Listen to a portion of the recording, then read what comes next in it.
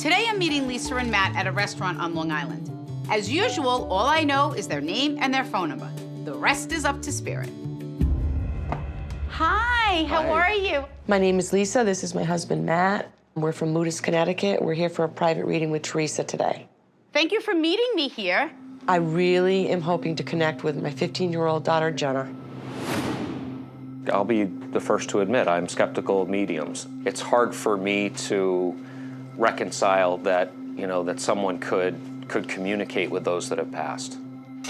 My wish for the both of you is that you receive the message that will give you healing and also make tomorrow a little bit easier. I could not take my eyes off of that necklace, and I did feel a young soul present. It's my daughter's birthstone. I never take it off. So know that she's stepping forward. My daughter, Jenna, was a fun-loving, thumbs-up type of kid. She was liked by everybody, always happy, goofy.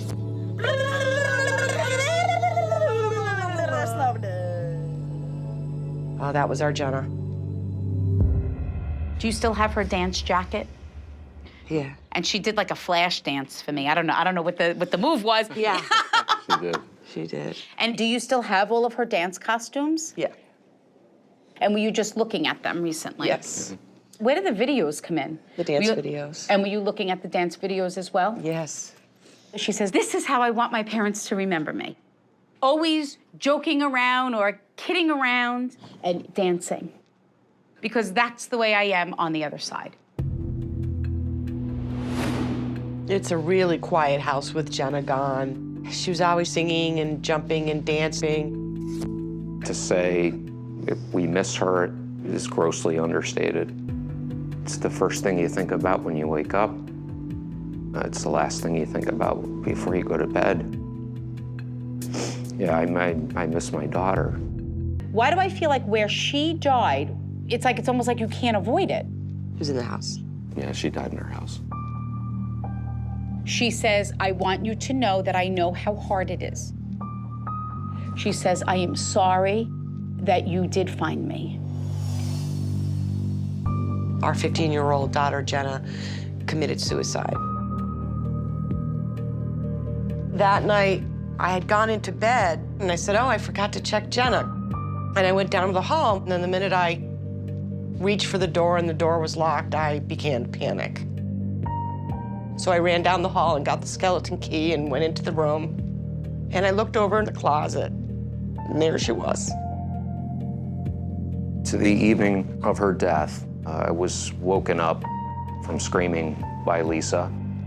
When I went into the room, Lisa was in the closet trying to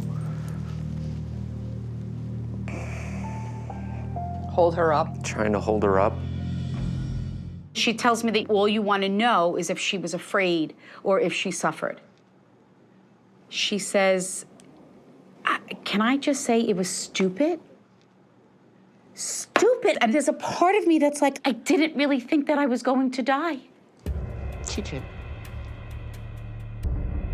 She had epilepsy, a mild form of it. So I think that the medicine just made her more prone to that kind of psychological thinking. She says, I wish I could take that from you. That pain and that image and that, if I could use the word horror. There's a part of me that's gone forever since that moment. To see her there lifeless, that's a hard image for a mother to bear. She says, I need you to know that I take responsibility. She says, I don't want you to think or feel that you should have asked more questions or found out more. She says, I need you to stop doing that. It is not helping you to heal. When you lose your 15-year-old, the world looks a little grayer and loses a lot of its vigor.